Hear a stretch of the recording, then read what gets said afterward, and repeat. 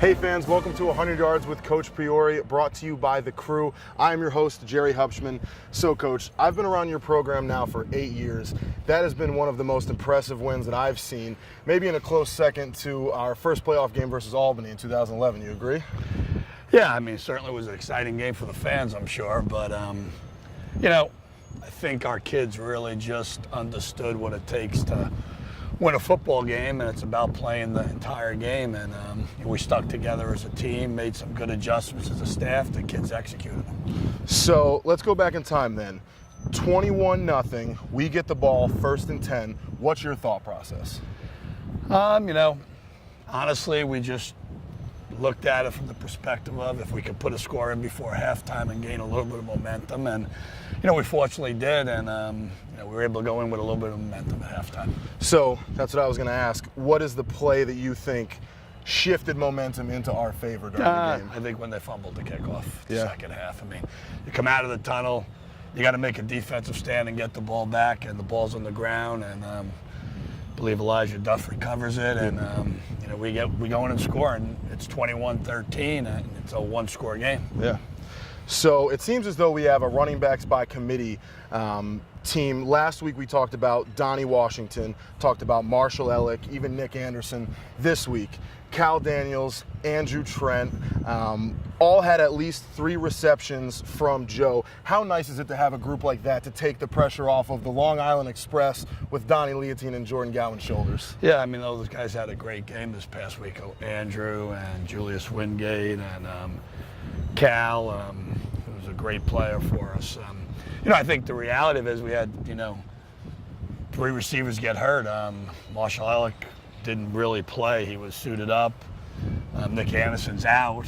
And then Donnie Washington gets a concussion. And I think at the end of the third quarter or something like that. And, we were down our top 3 receivers, and other guys stepped to the plate. Yeah, even the big man Tyrone Wheatley got himself a reception out there. Yeah, he did. Absolutely. So we have to talk about the defense. Another game, another score for the defense. Senior captain John Haggart records a safety.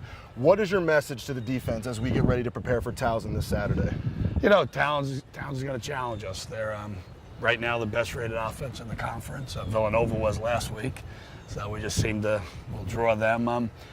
Responsibility football. When we gave up some plays on Saturday, they both had to do with just breakdowns of responsibility. I think if we can do our job, stay focused on our job, and not allow the moment to take advantage of us, I think, we have an ability to be a great defensive team week in and week out. Of course. So as we get ready for Towson, what are you going to do to help keep this team focused mentally?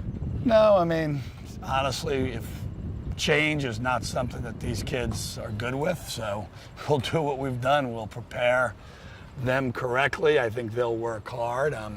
Not worry about Saturday until we get done with Thursday's practice, and then start focusing on the mental aspect of the game, which I think is very important at the collegiate level. The ability to every week bring it. We've got an away game. It's the first time in since the Air Force that we're actually away overnight for a game. Mm-hmm. We were successful last year on the road and have been a fairly successful road team, so we want to continue that. Yeah, and hopefully walk out of Towson with the win on Saturday. We'll see what happens. So, crossing the goal line, personal question to you now. What is your most memorable experience as a head football coach? It's an interesting one, but probably my first victory when I was at Trinity College. It came in my first game. I was fortunate as a head coach. You take on that responsibility, and you don't want to let people down. So unfortunately, in the profession that we're in, winning is what people judge you by. So winning that first game and getting that off the slate right away was probably very important. That's awesome.